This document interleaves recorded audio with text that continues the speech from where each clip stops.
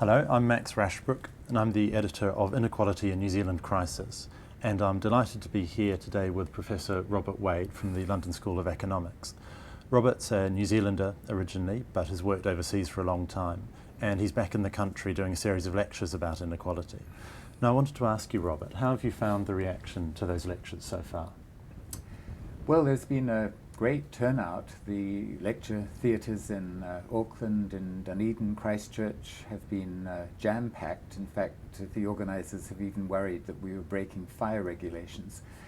So it's clearly this book has touched a nerve. There is a quite widespread feeling of concern about the issue of inequality in New Zealand.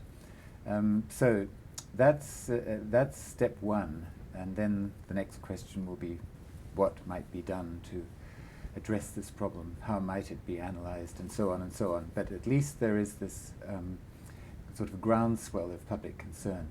It's interesting that in New Zealand we're very aware of the issue of poverty. You know, a lot of people will know that there are over 200,000 children living in poverty, for example, but we haven't thought a lot yet about inequality as such. But what you've been telling people, isn't it, that you really have to focus on the top of the income distribution, not just the bottom? Yes, it's very common in the Western world that the issue of inequality is kind of slid into the issue of poverty.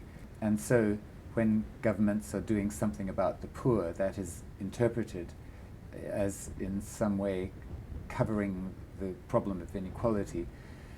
What that ignores is that the problem of poverty is the other side of soaring income disparity, especially between the top 1% or 2% and everybody else.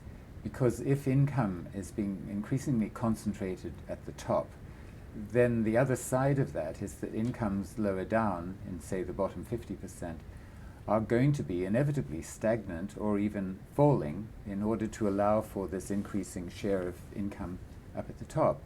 And so it's completely misleading to simply focus on poverty and exclusion and so on as though that is addressing the problem of inequality. You have to also look at the income concentration at the top. They're the other end of the same thought, so to speak.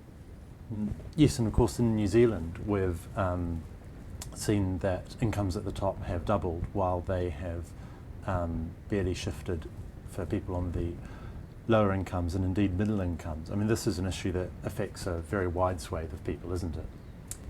Yes, it is really dramatic to see the chart of what has happened to the incomes of people in different positions in the income distribution. For example, if you take the income gap between the income of the top 1% of the population and people in the middle of the income distribution from the mid-80s through to more or less today, 2009, that income gap has actually doubled from about $150,000 in the mid-1980s, the gap between the top 1% and the middle, and now that same gap is about $300,000. So that the image that comes out from the chart is like the jaws of a snake. That is, this is the bottom jaw, and then the top jaw is coming up like that. That's the position that New Zealand has reached. It's not the most unequal of the developed countries, but it is certainly right up there with the United States, Britain, and some other countries in terms of the income concentration at the top. And I think one of the things that we see as part of that is there's that personal cost to people, even in the middle of New Zealand, whose incomes are falling behind. But there's some wider social costs, isn't there? And in your lectures you've talked about health costs and financial costs and political costs. What are those bigger ways in which inequality affects society? Well, one important kind of cost is what we're living through now. We, that is to say, in the Western world. I'm not talking now specifically about New Zealand, but New Zealand is included. The global financial crisis, which really began in the United States and then spread to Europe and then into many other countries, One of the bulldozer forces of that financial crisis that built up financial fragility during the 2000s was rising inequality, and in particular income concentration at the top. Income concentration at the top meant that incomes lower down were stagnant or declining, as happened in New Zealand, and that meant that people lower down tried to increase their consumption by borrowing, and the savings that were accumulating at the top, the income that was accumulating at the top, was then being lent down to people lower down by the wealthy, and so that the bulk of the population took on much too much debt relative to their income as asset values, house prices, stock markets and so on went up. And then at a certain point, asset values stopped going up and even crashed, and that meant that households had way too much debt relative to household income. And so ever since 2008, households have been trying to pay down debt and therefore not spending, and the whole thing has spiraled down. This is the worst depression or slump in the Western world since the 1930s. By some measures, it's even worse. Fortunately, we have a much better welfare state in place, so that the amount of misery generated today by this Great Depression is quite a lot less than was the case in the 1930s. What one has to understand is that this great slump that we're still living through was driven by at least in some substantial part, by rising income concentration. The other side of that income concentration at the top was that incomes lower down were stagnant, and therefore people borrowed in order to increase their consumption, and they borrowed too much. Sure, and I think that's a really good way of showing that, while we might think that incomes at the top are irrelevant to all these other problems, they're actually intimately linked to them. And in your lectures, you've had a nice metaphor about swimming pools that I think really helps illustrate that. Yes, well, but remember, there are economy-wide costs of this rising inequality. There are social costs, there are health costs, there are political costs. And yet the tendency is for the public debate to concentrate on the poor and what's wrong with the poor, that they are poor, and how might the poor be helped. And I think it helps to see the fallacy of that way of framing the issue by imagining a swimming pool. I like to swim, so this metaphor means a lot to me. A swimming pool which has a urinating section and a non-urinating section. The problem for the people in the non-urinating section is that they can't escape from the consequences of the behavior of those in the urinating section. In other words, inequality is a bit like, air pollution. It affects everybody in the society. It raises, when you get inequality at the level that we have in the United States, in Britain, New Zealand, as distinct from, say, Scandinavia, any capitalist economy will have some inequality. We're not talking of equality of incomes, we're talking of the degree of inequality.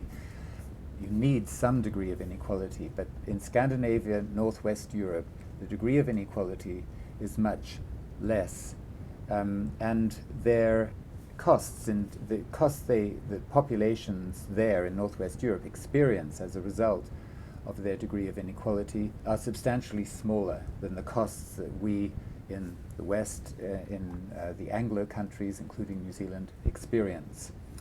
Even the wealthy in the more unequal countries can't escape from the society-wide, the economy-wide costs. We see all these costs that are created by widening income gaps, but I guess a lot of people would still say, well, that's just because people at the bottom don't try hard enough. That's why they don't have the same incomes as other people. How do you think about those issues? Well, I think it's useful to imagine a situation in which 100 dogs are put into a room in which 95 bones have been hidden. And so from a sort of macroeconomic perspective, you know that 5 dogs are going to come out of the room with no bones, assuming each dog gets 1 bone. But the way that the whole discourse about poverty and inequality is being framed leads people not to focus on the fact that inevitably, because there are only 95 bones for 100 dogs, or you could rephrase it, there are only 95 jobs for 100 people, inevitably 5 dogs are going to come out without a bone. What the popular discussion, the political discussion focuses upon is what's wrong with the 5 dogs who come out without a bone. They clearly need to be sent to dog bone training centers in order to improve their skills. They need to polish their CVs so that they can find bones more easily. You can see where this analogy is going. The focus is on what's wrong with the dogs, and it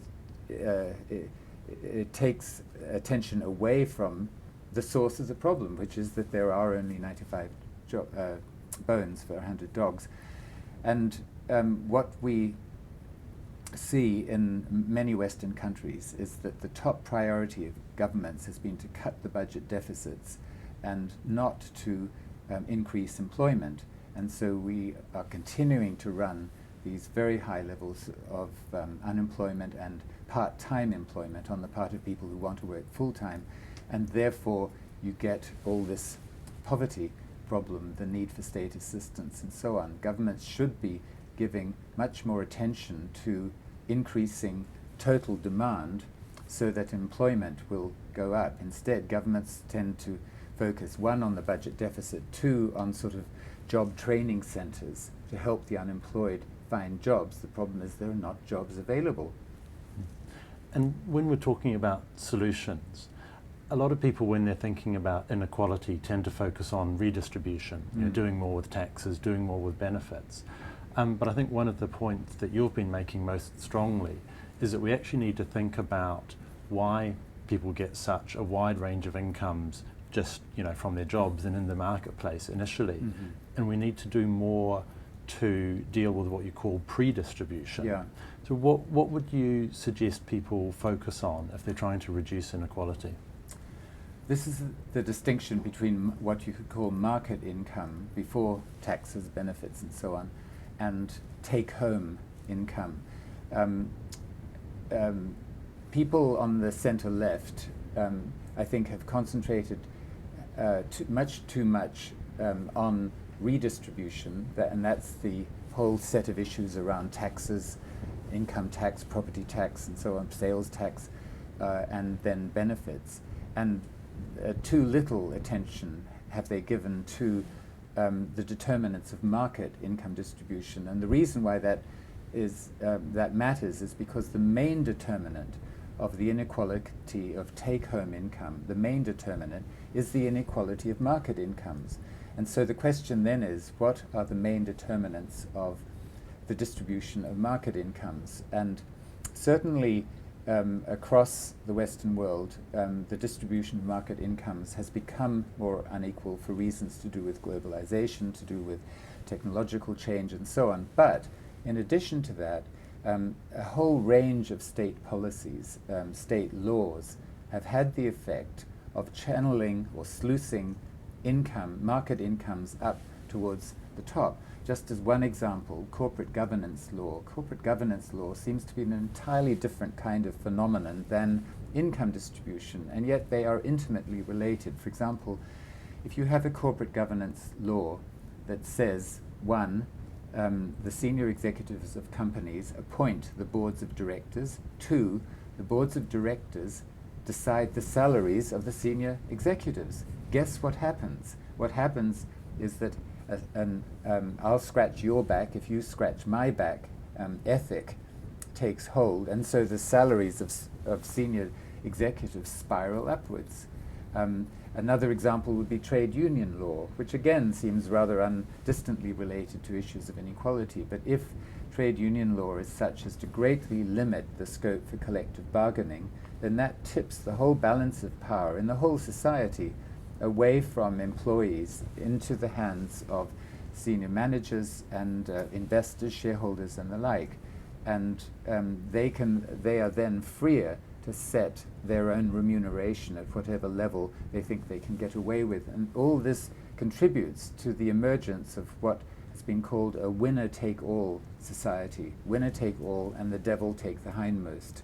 And that's a society that actually is more unpleasant even for the winners to live in. This is what has to be recognized in New Zealand, that the current levels, especially if they continue to increase, will make a society that is unpleasant even for the winners to live in. That's why the winners themselves do have an interest in reducing the overall concentration of income at the top. We need to look only at Scandinavia and other Northwest European countries to see that it is perfectly possible to have a prosperous capitalist market economy with much lower levels of income concentration than we have in the United States and Britain and New Zealand. And I think that's a great note to end this discussion on. Mm-hmm. Thanks very much for talking to us, Professor Wade. It's been very interesting. And if anyone wants to know more about the issues we've been talking about, it's all here in Inequality New Zealand Crisis. I do hope you'll take a look at it.